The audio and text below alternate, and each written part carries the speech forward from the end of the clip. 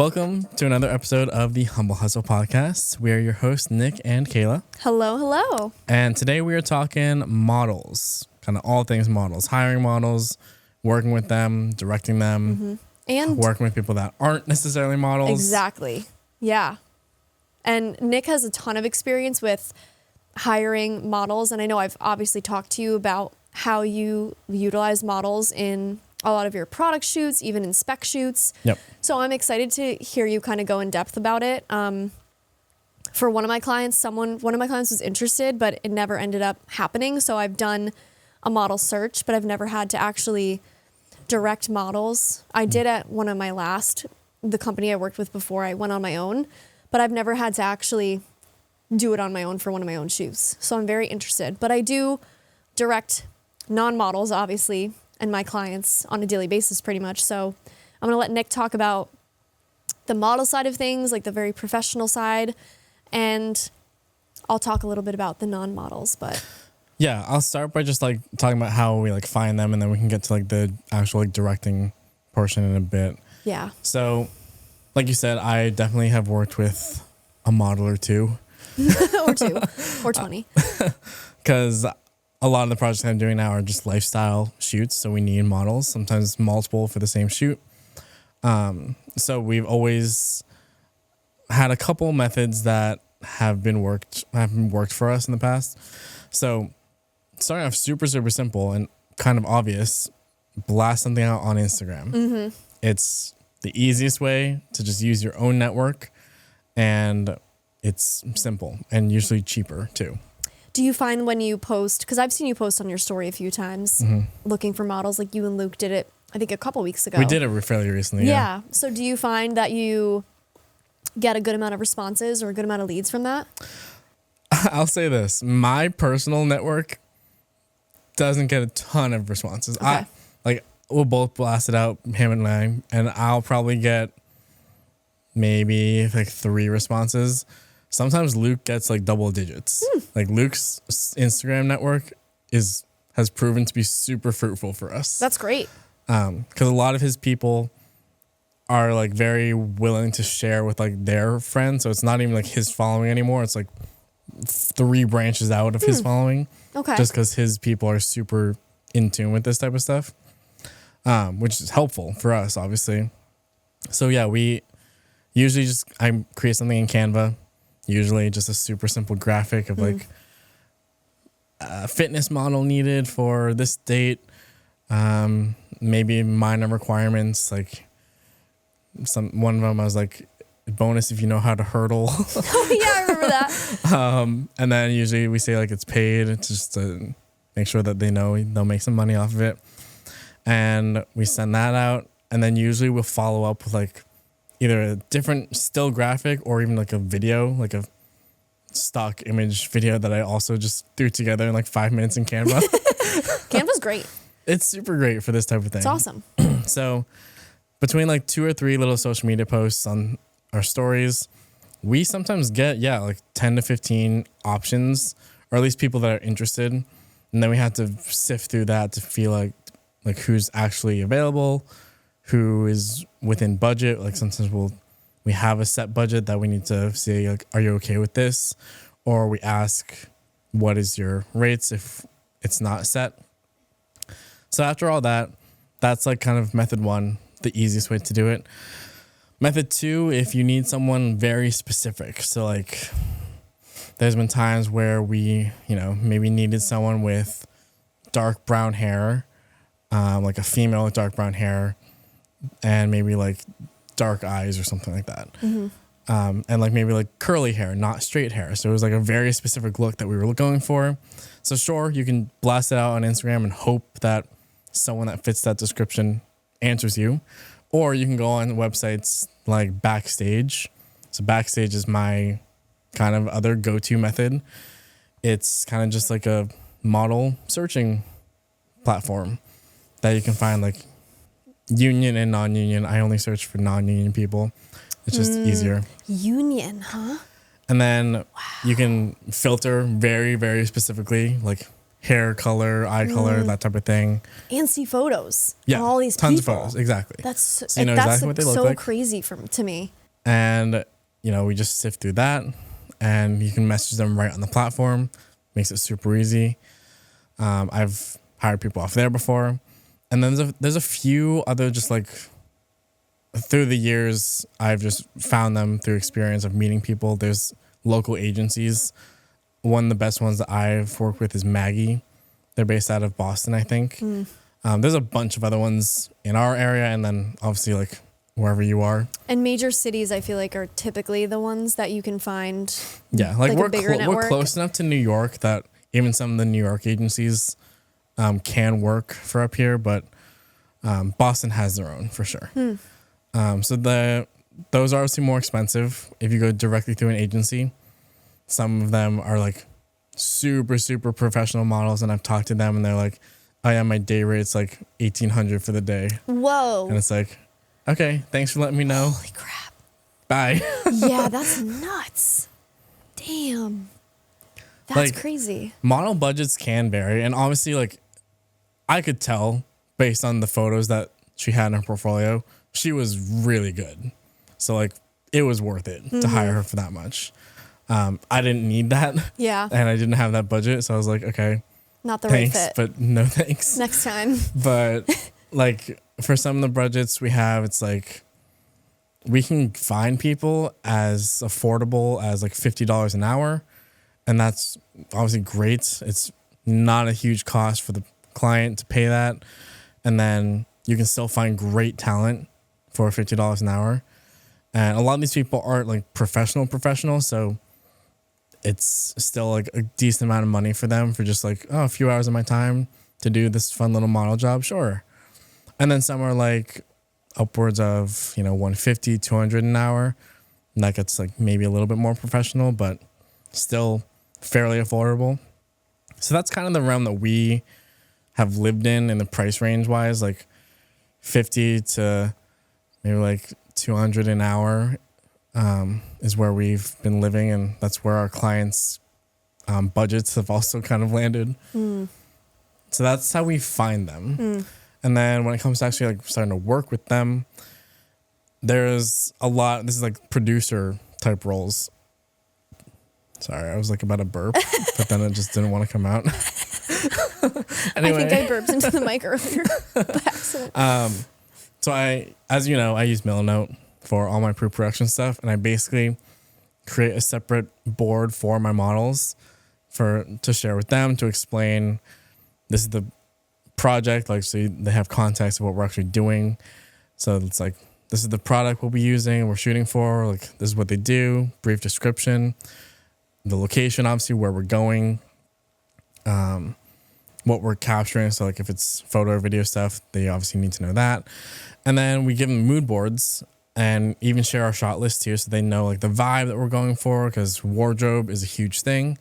We need to either provide it for them and maybe get their sizing to match like what we need to fit them, or we need to make sure that they bring their own clothes and it's whatever they bring fits the vibe that, you know, is necessary for the shoot. So that's a big thing, because obviously I think wardrobe is one of the bigger things that kind of make or break the shoot. Like you can find, I guess, like the most affordable model, but put them in some nice clothes and it'll look fine. So that's a big thing. And then just kind of making sure that they understand just, I know I said it just now, but like just the overall vibe, because it's when you're working with them day of, like we share the iPad with them, like in the moment we're constantly kind of referring back to it and kind of like, okay, here's the next pose, take a look at like, this is what we're kind of going for, so they know what to do. It's super collaborative, and most of the time they don't need like a ton of direction. It's not like we need to tell them, oh, move your arm right here, put your hand there. Like they don't need to be told that. It's just they know like how to move. As soon as we get the shot, let's say if it's photos, some are just good enough that when they hear the shutter and they know we got the shot, they switch poses. So it's like we literally don't have to say a word, because if it's just photos, they hear it and they just keep moving constantly, and it's like, perfect, we're done. Yes, that's the benefit of using professional models, is that they know how to move, they know how to pose, they know how to work the camera. So helpful. And they know, like, at this point, they know their bodies and they know what's flattering to the camera. Yes, they want to look good too. Just Exactly. as much as you want them to look good. Yeah. It's their image too. Yeah, definitely. I think something that helps is, and I'm sure we do this for a bunch of other people too, but constantly showing them the photos and the videos is like a mini confidence booster. Not that these professionals need it, but it's always nice just to see like, oh, this is what we're looking like. It's looking awesome. Let's keep going. Positive reinforcement, Yeah. 100%. Even though they're models, it's still good to like reassure them that they're doing a good job. Yeah. Now that you're talking about this, it just unlocked a memory in my brain. I did work with models before for a shoot a couple of years ago. It was this company that, and I'm curious to see if you've like run into this before, but a company that produces like gold roses, and they're like it's called Forever Rose. It's a cool company. It's a really cool concept. It's like very romantic, lovey-dovey. They do a lot like Valentine's Day, anniversaries, birthdays, Mother's Day, all that kind of stuff. And I did a shoot with them. I didn't hire the models specifically. They actually knew exactly who they were looking for, and they had used, I think, this company in the past that they worked with for this particular shoot. Yep. And we had like several scenes that we needed to stage. So we got a couple, a guy and a girl, and they were incredible with how like they weren't dating, but I was fully convinced Yep. that they were in love. But we couldn't have them kiss because they charge more if you want them to be like like physically affectionate. We could only do like a hug or like a, something like that, like arm around. They charged more if you wanted them to kiss, which I get, because that's like kissing someone you don't know. That's kind of like weird. Yeah, no, It's it is. acting for sure. It's acting, yes. Yeah. So have you ever had to like have a couple be affectionate with each other? No. Okay. I haven't really had the only even remotely like romantic shoot I've ever done. We used a real couple.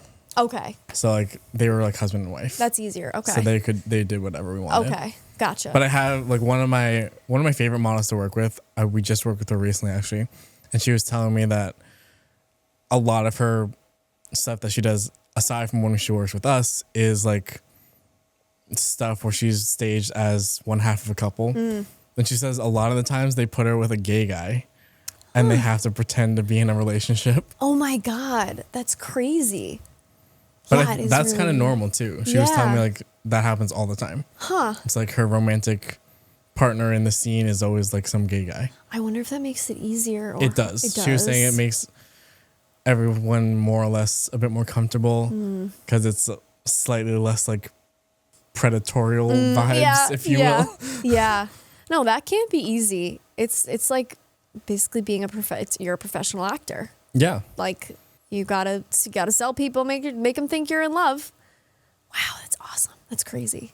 Yeah, this couple for this shoot, they were great. They, did a bunch of different scenes. It was like a picnic, and then it was like, I think like a couple like just walking and like, him surprising her with the rose, and she was like, acting all surprised and happy, Yeah, and like, like, oh my God, gosh. they were so good. Yeah, that's really cool. That actually just reminded me though of one thing I forgot to mention. Basically every single time we're searching for models, we have to get approval by our client. Like it's not our say. It's basically we need to find options to present to the client to be like, do these people fit the vibe of the shoot that, we're going for? Which, us and the client have communicated like we should all have the same understanding. So hopefully we don't have to go through too many options. We can find them pretty quickly. Other times it can be hard. And, we've gone through like upwards of 15 to 20 options, which is honestly very difficult to find. Yeah. Like that many options for one project is hard. Because to be honest, there's only so many people that look a certain way that fit the vibe in this area. So it's like we're running out of people here. Yep. No, totally. I can see how that would be frustrating when you're getting up to 15 people that you've shown. Yeah. Dang, that's crazy. But so yeah, that's always something to consider, that you may see one model's like, yes, they are the one, they're perfect. And then your client chooses someone else. I'm like, damn. Wow. Interesting. And actually, I feel so bad. There's one of our kind of people we found through Instagram. So arguably like less of a professional. She's not like signed with an agency or anything. She's good though. She's like really good. Super, super nice. Worked with her once. Would totally work with her again. And we keep putting her up as an option, but our clients keep turning her down. Aww. And I'm like, man, I feel so bad because like every time I put out an Instagram thing, she usually answers like, oh, I'm totally down if you need help. Like I'm available.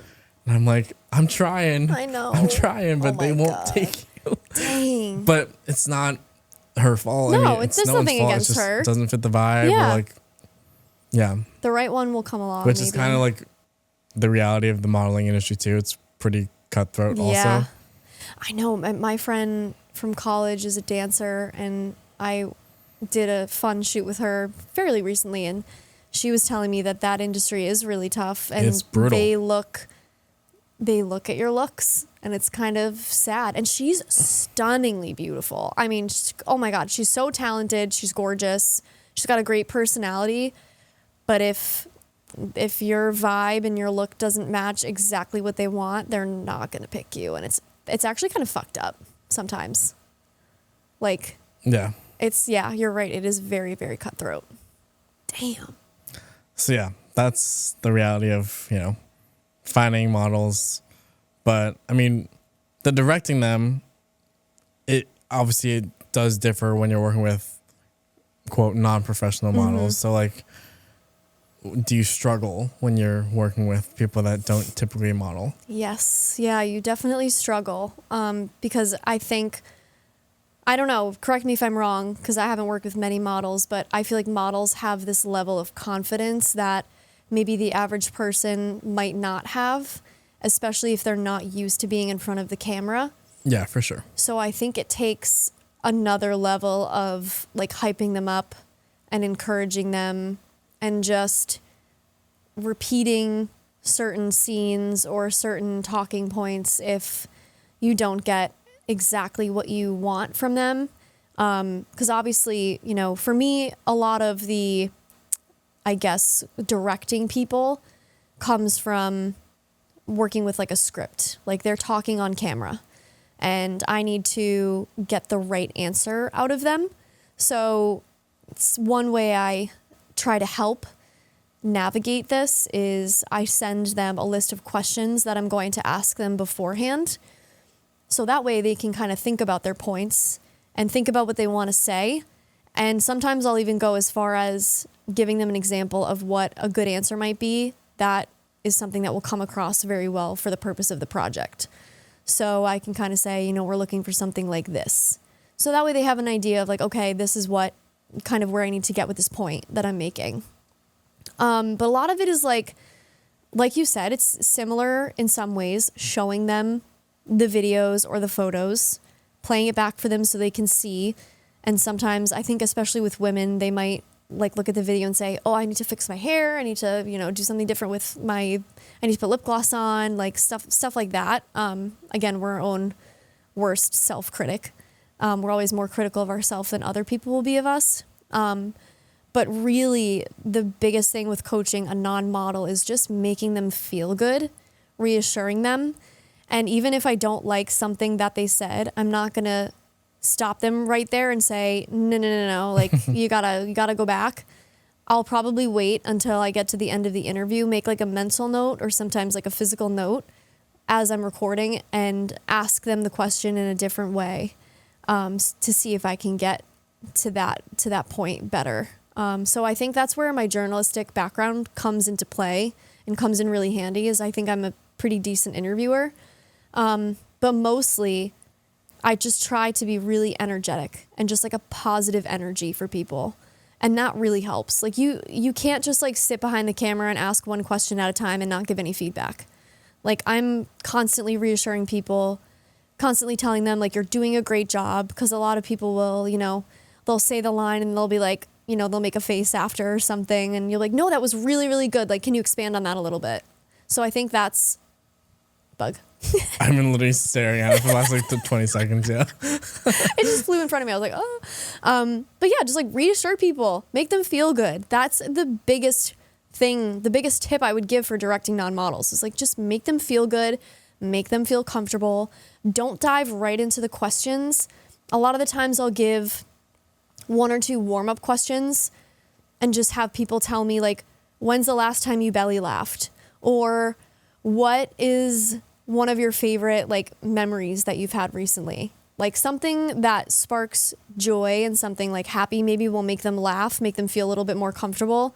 So not just sitting them down in the chair right away and starting to fire off questions, making them feel comfortable is huge. There is like almost like a pre-interview before you sit them down. Like very true. Prepare them, let them know. Like I go through a whole spiel of like, try to repeat the question in your answer. If you don't like something that you said, there's no worries. Just take a pause and restart at the top of the sentence. Like really just make sure that they know that there's no pressure. Like just be yourself, be your authentic self, smile, you know, just like have fun, try to have fun with it. Cause it's a lot of people will tell me, you know, I can talk about this all day long and then the camera goes on and I forget everything. And I'm like, I totally get it. That's very normal. It's not natural.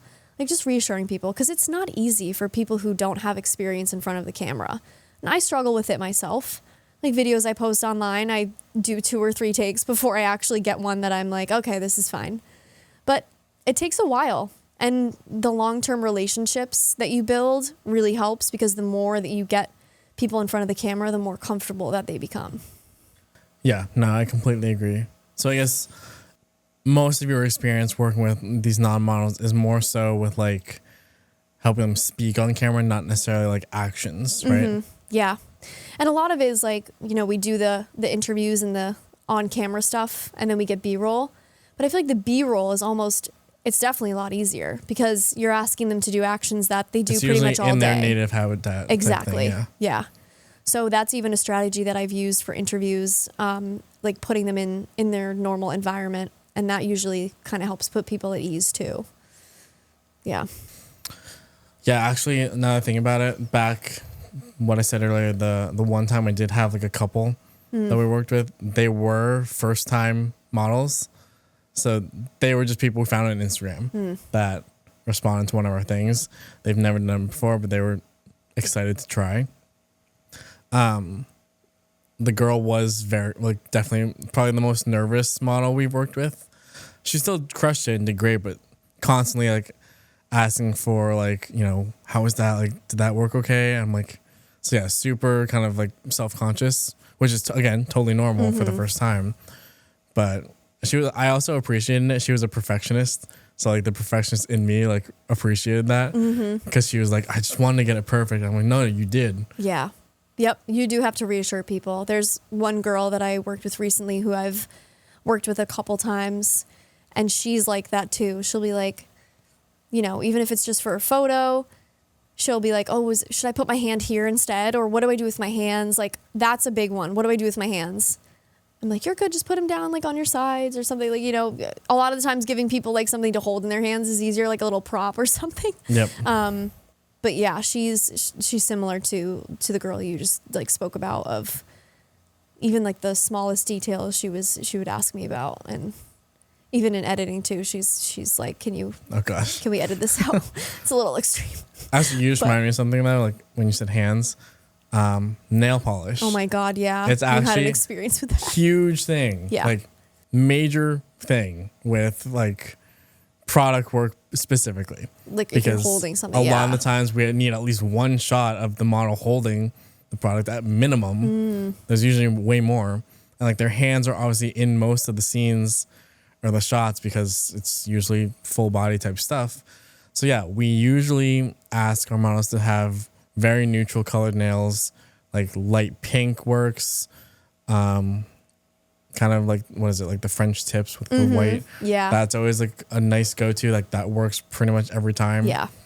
I had one rough experience of client requesting a certain color.